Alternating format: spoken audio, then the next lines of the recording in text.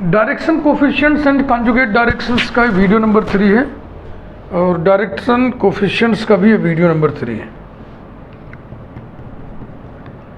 मैं सोच रहा हूँ कि एक रिकैपिंग हो जाए, यानी कि recapitulation.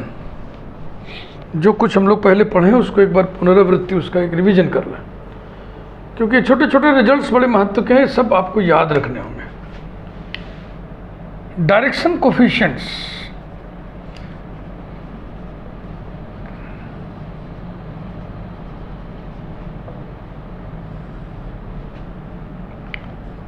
let E cap be unit vector along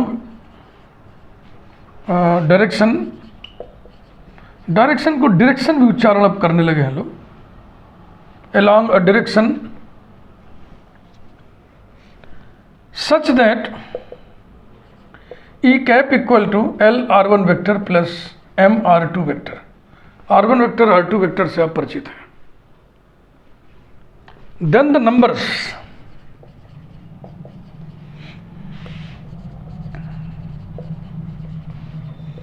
L M are called the direction coefficients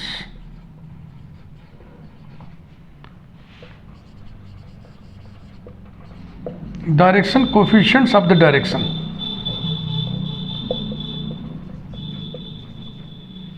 अब डायरेक्शन वही जो ई कैप का है। Characteristic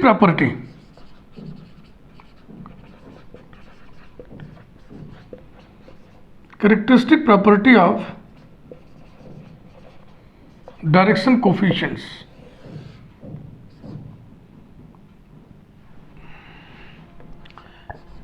L square E plus 2 LMF plus M square G is equal to 1।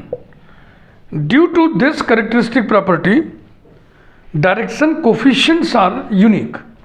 Direction coefficients of a direction are unique due to this characteristic property। Relation between direction cosines and direction ratios, या पहले direction ratios देख लें आप। Proof हम किसी चीज़ का नहीं पढ़ा रहे हैं, सिर्फ हम रिकैपिटुलेशन कर रहे हैं, यानी पीछे जो चीज़ पढ़ी हुई इसकी एक समरी लिख दे रहे हैं। Direction ratios let LM be the direction coefficients. हम डीसीज लिख रहे हैं, इसको आप डायरेक्शन कोसाइंस झटके में न पढ़ लीजिएगा, वो 3 डायमेंशनल ज्योमेट्री की चीज़ है, एनालिटिकल ज्योमेट्री। हम इस समय सरफेस ज्योमेट्री पढ़ रहे हैं। डिफरेंशियल ज्योमेट्री में सरफेस के लिए सब तामझाम होता है। Let LM be the direction coefficients, हम डीसीज ना ही लिखें तो अच्छा है, हम इसको पूरा फुल फॉर्म में लिख रहे हैं। Be the direction coefficients and lambda mu be 2 numbers such that L upon lambda is equal to M upon mu। Then lambda mu are called direction ratios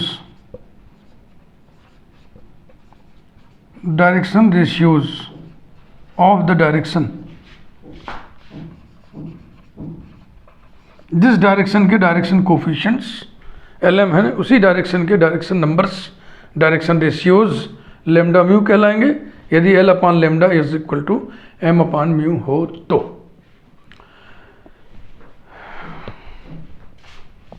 दोनों में इंटर रिलेशन होता है। अगर आपको DRs मालूम है तो डायरेक्शन कोफिशिएंट्स कैसे निकालेंगे। L is equal to lambda upon under root lambda square E plus 2 lambda mu F plus mu square ji.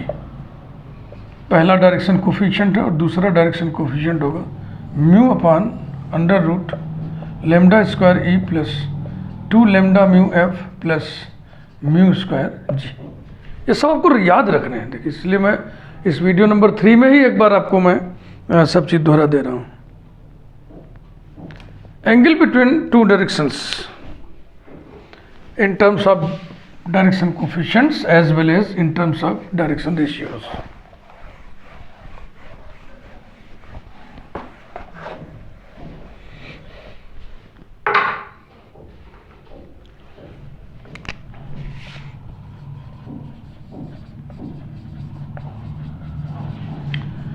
Angle between two directions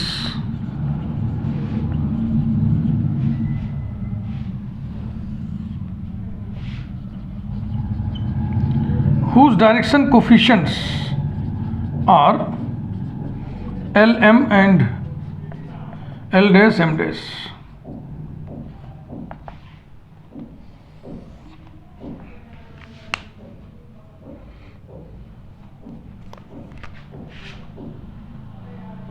angle theta यहाँ लिख दो। एक एक्सप्रेशन हम लोग डिराइव किए थे पिछले वीडियो में, cos theta is equal to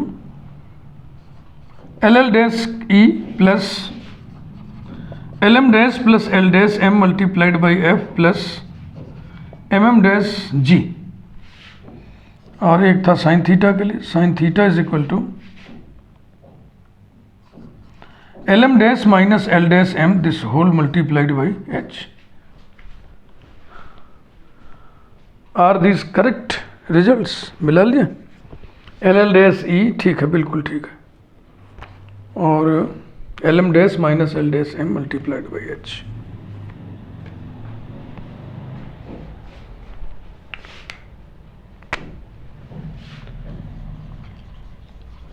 angle theta between two directions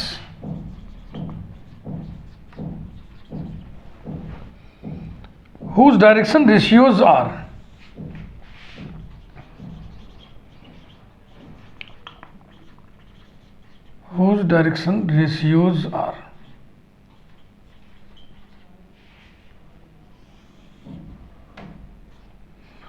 lambda mu and lambda dash mu dash.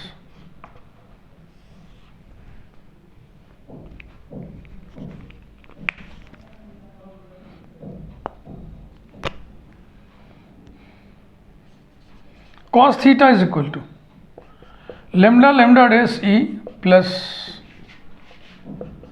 lambda mu dash plus lambda dash mu multiplied by f plus mu mu dash g upon under radical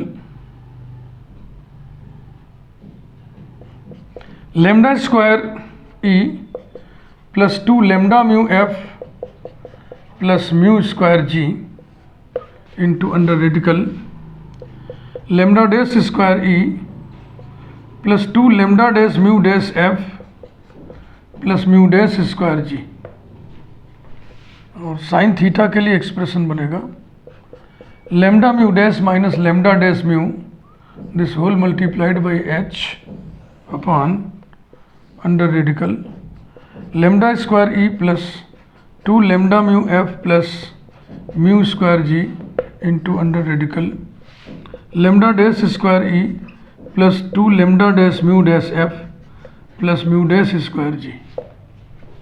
ये सब चीज़ें मैं एक brief form में आपके सामने रख रहा हूँ, इस उम्मीद के साथ कि इसे आप हमेशा याद रखेंगे।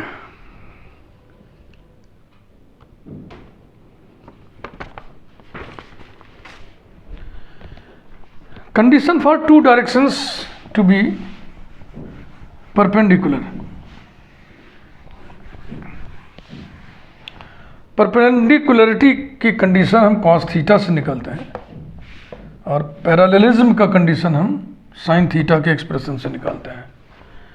परपेंडिकुलर के केस में थीटा पाई बाई 2 होगा तो कॉस थीटा 0 होगा।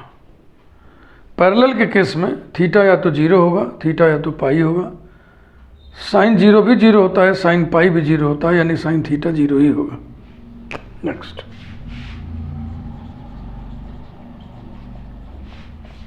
कंडीशन फॉर टू डायरेक्शंस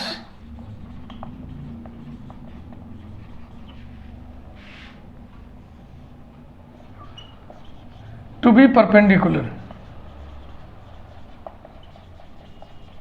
इन चीज़ों को काफ़ी डिटेल से खूब आपको समझाया गया है, मैं ब्रीफ कर दे रहा हूँ।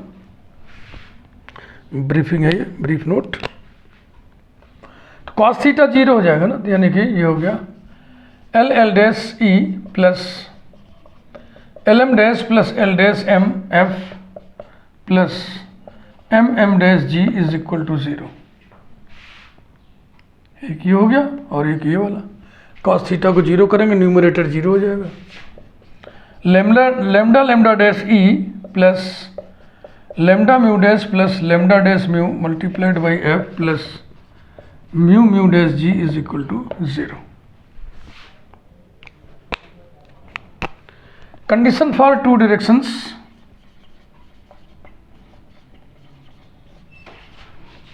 condition for two directions to be parallel.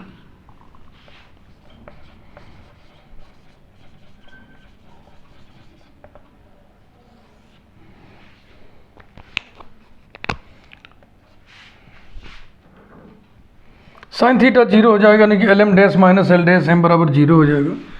तो आपको हम पिछले वीडियो में बताए थे, वही मैं लिख दे रहा हूँ, प्रूव नहीं करूँगा। L dash equal to L, M dash equal to M, और डी आर्स के रूप में lambda upon lambda dash is equal to mu upon mu dash. Corresponding direction coefficients must be equal, लेकिन डी आर्स के case में ऐसी equality नहीं रहेगी, उसमें रेशियोज इक्वल होगा। पहला डी आर बटे पहला डी आर और दूसरा डायरेक्शन डी आर बटे दूसरा डी आर बराबर होंगे आपस में। फिर direction coefficients of parametric curves भी हम लोग निकाले थे, से वीडियो नंबर 1 में ही निकाल लिए थे, उसको मैं फिर से एक बार लिख दे रहा हूँ, क्योंकि अभी जो एग्जाम्पल हम बताएंगे उसमें direction coefficients of parametric curves involve होगा।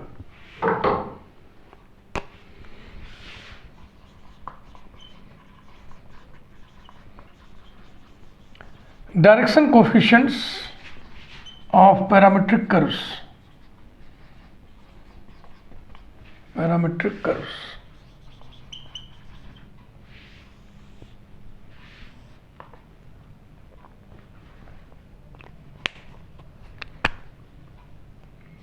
Number 1,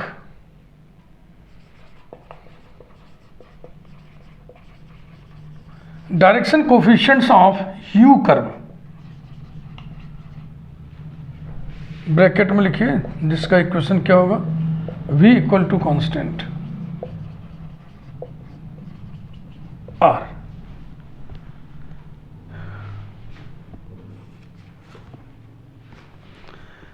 v equal to constant माने u curve, 1 upon root E 0, 1 upon root E और 0, चाहे तो आप इसको ऐसे लिख दो। नंबर 2,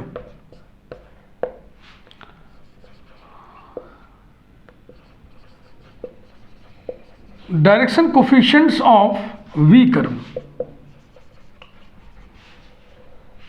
यानी कि curve u equal to constant और 0, 1 अपान रूट जी,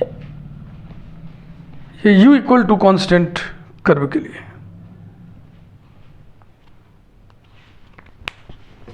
next result, tangent vector,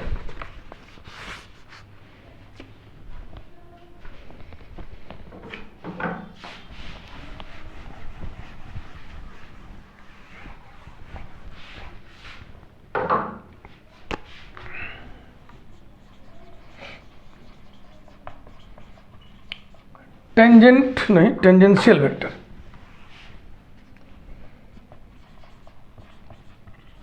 tangential vector, इसका अर्थ समझ लें आप। नॉर्मल कंपोनेंट टेंजेंशियल कंपोनेंट होता है, उसी के रूप में आपको हम बता रहे हैं।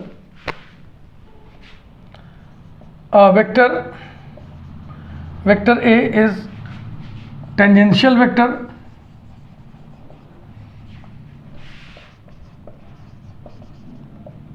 means vector A is equal to linear combination of R1 vector and R2 vector, lambda R1 vector plus mu R2 vector, यही मतलब होता है। A linear combination of vector r1 and vector r2 is called a tangential vector. Direction coefficients of tangent.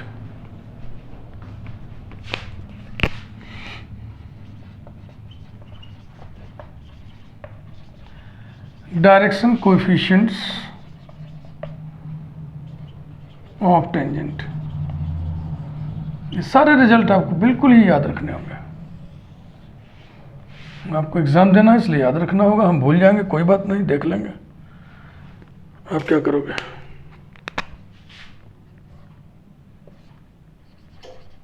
du upon ds, dv upon ds अर्थात u dash v dash are the direction coefficients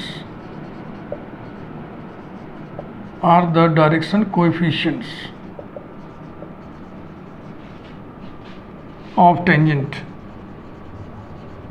tangent क्या? Tangent vector. Vector में उसमें दिशा होनी चाहिए. Of tangent vector या tangent direction, direction of the tangent, जो भी कह लो. डायरेक्शन कोफिशिएंट्स में किसी भी फिक्स्ड नंबर से मल्टीप्लाई कर दें तो फिर वो डायरेक्शन कोफिशिएंट्स नहीं रह जाएंगे, फिर वो डायरेक्शन रेशियोज हो जाएगा. तो अगर हम ds से मल्टीप्लाई कर दें तो ये हो जाएगा du dv are direction ratios of tangent. Direction coefficients के पहले पार्टिसिपल द जरूर लगा करिए क्योंकि डायरेक्शन कोफिशिएंट्स यूनिक होते हैं. डायरेक्शन रेशियोज का जो सेट आपके पास है, जो भी पेयर आपके पास है, किसी भी फिक्स्ड नंबर से इसमें मल्टीप्लाई कर दें तो फिर आपको क्या मिलेगा? वो डायरेक्शन रेशियोज का दूसरा सेट मिलेगा. तो अगर इसमें 1/dt से मल्टीप्लाई कर दें तो ये हो जाएगा du upon dt, dv upon dt, that is u dot v dot और डायरेक्शन रेशियोज ऑफ टेंजेंट. ये सारे कंसेप्ट आपको कभी ना कभी मिलते रहेंगे.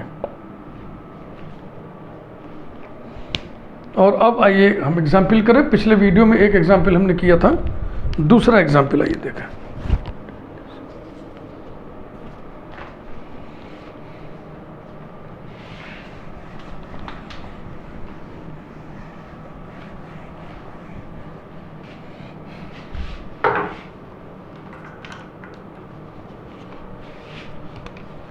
Example 2.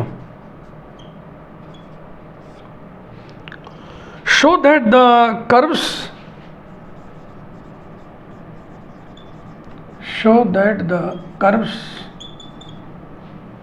bisecting the angles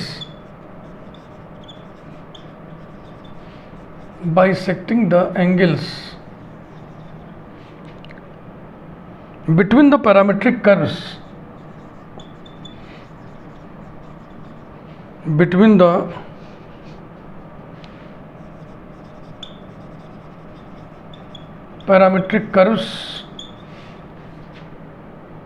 are given by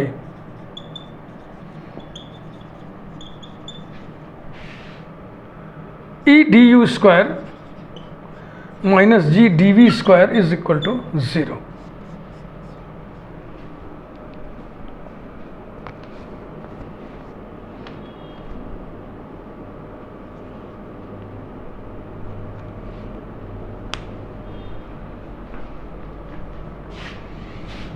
समझ में आ रहा ना क्वेश्चन का मतलब?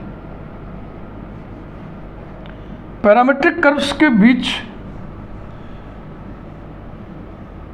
पैरामीट्रिक कर्व्स के बीच के जो एंगल को बाइसेक्ट करने वाले कर्व्स होते हैं उनके इक्वेशंस इसके द्वारा दिए जाते हैं. यही प्रूव करना है. शुरू करते हैं. We know that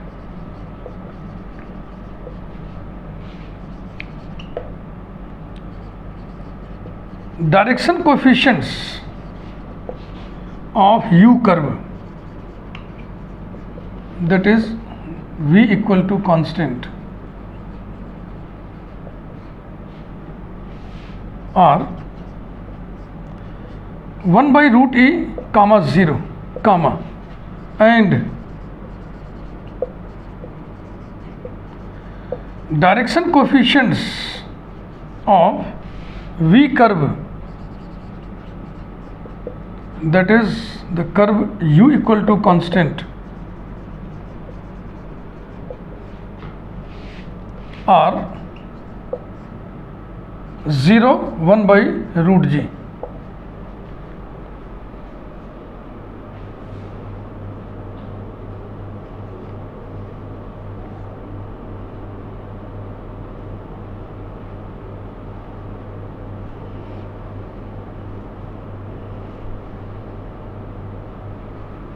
Next, let du upon ds, dv upon ds be the direction coefficients,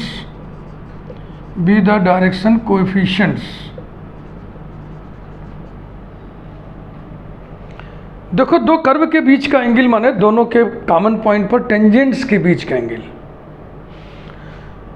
तो B the direction coefficients of the direction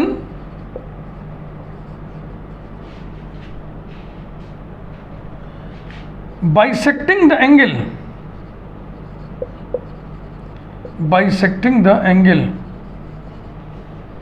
between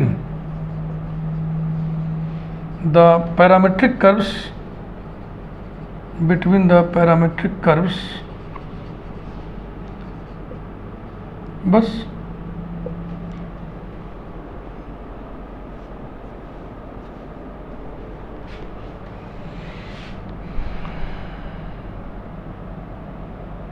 let θ1 be the angle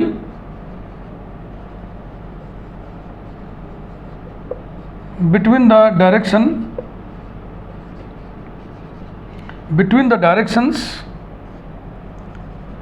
du upon ds, dv upon ds and v equal to constant. u curve माने v equal to constant.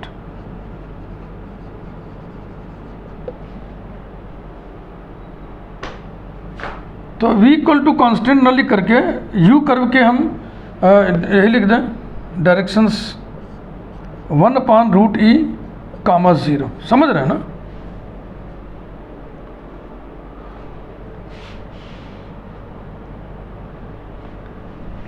Then cos θ1 is equal to, या ऐसे लिखिए cos theta inverted comma में, cos theta is equal to क्या formula था भैया, L L dash E plus L M dash plus L dash M F plus M M dash G inverted comma closed. अब इसको अर्थ आइए इस संदर्भ में, देखो ये हो गया एल एम और ये एल डैश एम डैश, अब इसमें रखिए L into L dash D U upon D S 1 upon root E, D U upon D S 1 upon root E, sorry cos θ1 लिखना भूल गए, और फिर into E plus L into M dash, ये L dash M dash है भैया, तो L into M dash D U upon D S, into 0 plus L dash 1 upon root E into M D V upon D S multiplied by F plus M M dash D V upon D S into 0 into G, ये inverted कामा है, जरा ध्यान से लगाइएगा, dash ना पढ़ लीजिएगा। implies that cos θ1 is equal to du upon ds e upon root e plus dv upon ds f upon root e, बस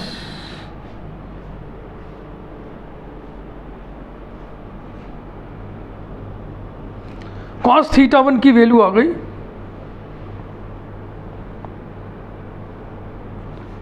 ई अपान रूट ई तो हमने बिना मतलब ही लिख दिया, हंसी आ रही ना, इसको रूट ई लिख दो भैया, ऐसा।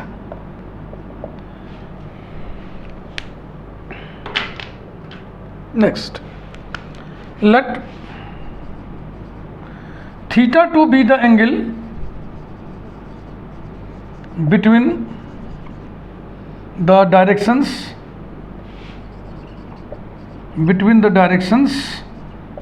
एक तो जो हमें डायरेक्शन पता करना है, du upon ds, dv upon ds and v curve 0, 1 upon root G. Then फिर वही इन्वर्टेड कामा में cos theta is equal to L L dash E plus L M dash plus L dash M F plus M M dash G, inverted comma में रखिएगा। अर्थात cos theta 2 is equal to, ध्यान से अब की बार मैं ऐसे लिख दे रहा हूँ, मान लो ये L है, M है और ये L डैश है और M डैश है, ताकि गड़बड़ी ना हो पाए, बहुत सावधानी से। L L dash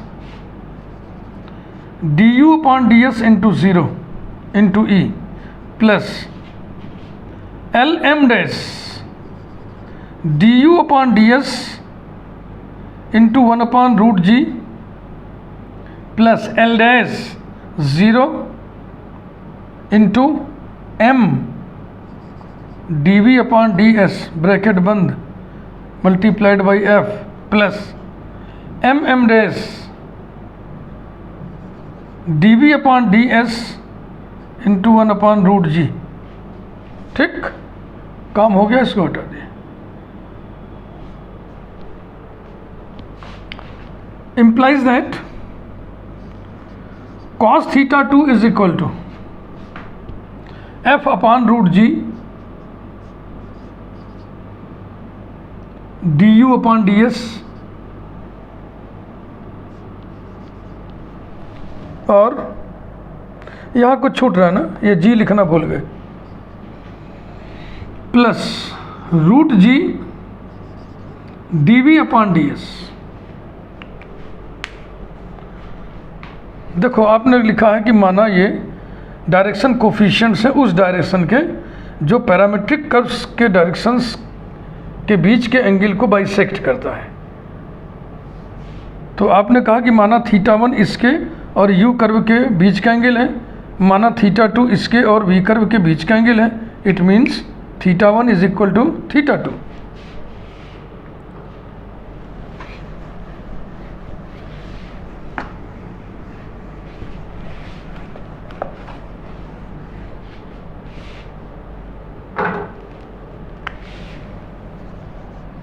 If theta 1 is equal to theta 2, then cos theta 1 is equal to cos theta 2, and so we have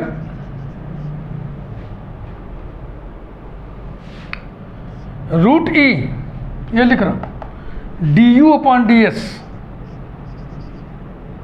plus f upon root e dv upon ds is equal to f upon root g du upon ds plus root g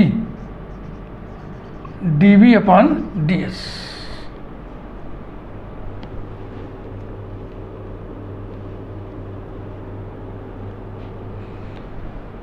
ds देख रहे हो ना, ये ds ds ds ds सब cancel हो जाएगा।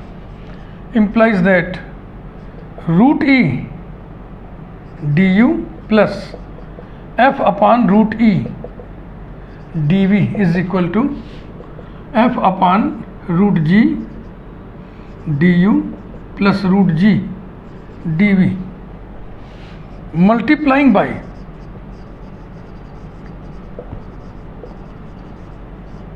Root E into root G. We have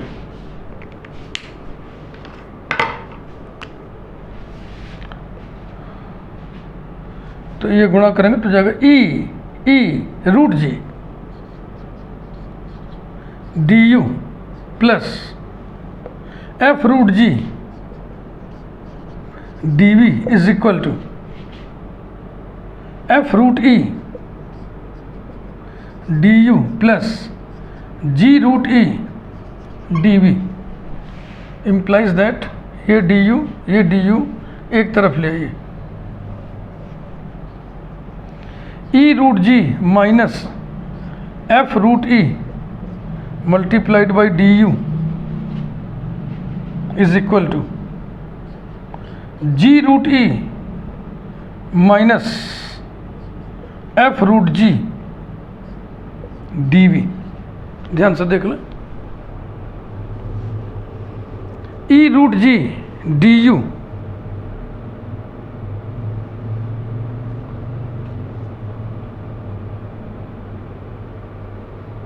खैर ऐसा हमने कर दिया, इसकी कोई ज़रूरत नहीं थी।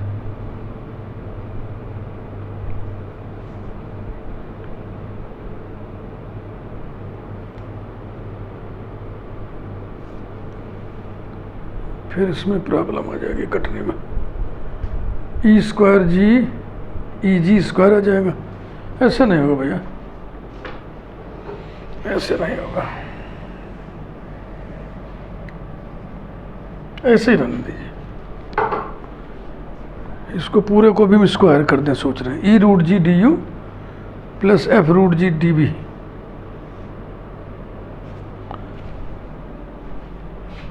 दोनों तरफ स्क्वायर कर दो, E root G D U plus F root G. अच्छा, तो रूट जी तो कॉमन दिख रहा है ना। हाँ, तो रूट जी हम कॉमन ही ले लें, तो ये हो गया रूट जी ब्रैकेट में E D U plus F D B, ये इज इक्वल टू, इधर रूट ई कॉमन है ब्रैकेट में F D U plus G D V. अब दोनों तरफ स्क्वायर कर दें, implies that G E D U plus F D V whole square is equal to E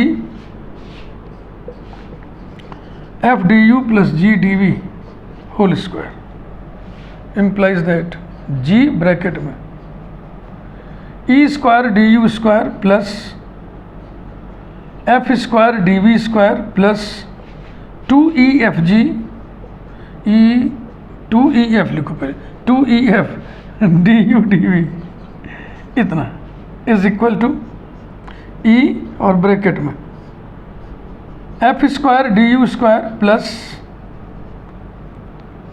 G square D V square plus 2F जी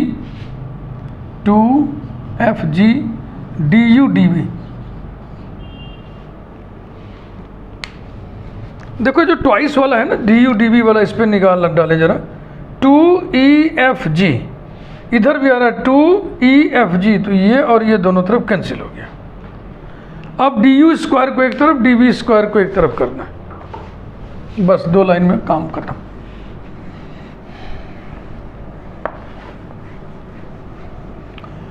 अगले video में आपको orthogonal trajectories के बारे में जानकारी देंगे। Implies that G E square या E square G D U square, चलो डी यू स्क्वायर हो गया और इधर से उधर ले चलो, माइनस ई एफ स्क्वायर इतने होगा D U square is equal to E G square minus F square G या G F square D V square. अब क्या कॉमन है भाई, केवल ई कॉमन है, ई डी यू स्क्वायर। अब ब्रैकेट में क्या बचा, E G minus F square is equal to G D V square. और ब्रैकेट में क्या बचा, E G minus F square.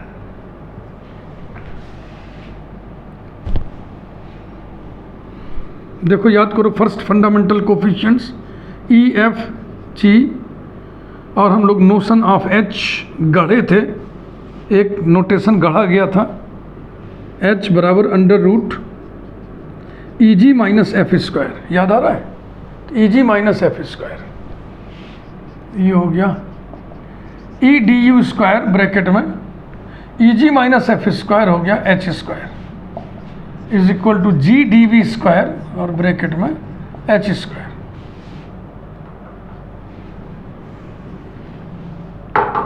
आगे चल के हम लोगों ने देखा था कि जो h है वो बराबर है mod r1 vector cross r2 vector, ये किसी वेक्टर का मैग्नीट्यूड है और ये जीरो नहीं होगा।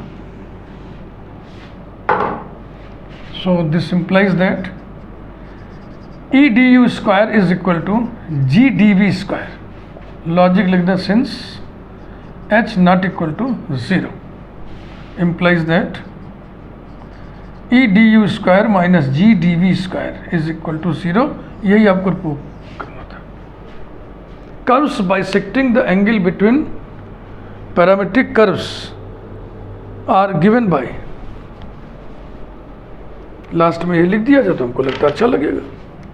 Hence curves bisecting the angle between the parametric curves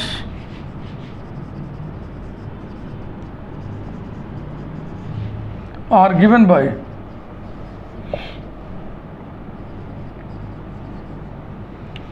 देखो, एंगल बिटवीन टू कर्व्स का मतलब होता है कॉमन पॉइंट पर एंगल बिटवीन टेंजेंट्स, और एंगल बिटवीन टेंजेंट्स ना करके हम एंगल बिटवीन डायरेक्शंस कहेंगे। डायरेक्शन माने tangent, are given by E D U square minus G D V square is equal to zero. तो ये तीसरा वीडियो इस प्लेलिस्ट का बहुत ही महत्वपूर्ण रहा, क्योंकि इसमें हमने सभी रिजल्ट्स का समरी नोट्स आपको दिया, साथ ही साथ बहुत ही बेहतरीन एग्जाम्पल लेकर आपको हमने बताया। Thank you very much.